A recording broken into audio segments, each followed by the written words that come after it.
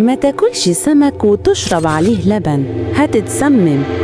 أكيد سمعتها قبل كده، الجملة اللي بتتقال في كل بيت تقريبا.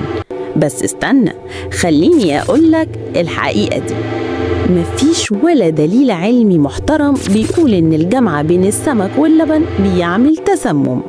كل الفكرة إن في ناس جسمها حساس تجاه نوع معين من الأكل زي اللبن أو السمك نفسه، وده اسمه حساسية غذائية، وملوش دعوة بإنك تجمع الاتنين مع بعض.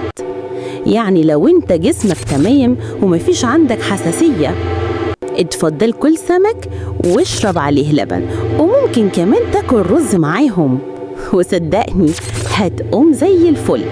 عارف بقى اللي ممكن يسبب لك مشكلة فعلا؟ إنك تصدق إشاعة وتبني عليها قرارات غذائية غلط.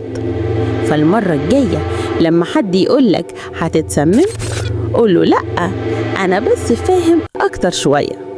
اشترك في القناة لو بتحب تعرف الحقيقة بس من غير تهويل، وخليك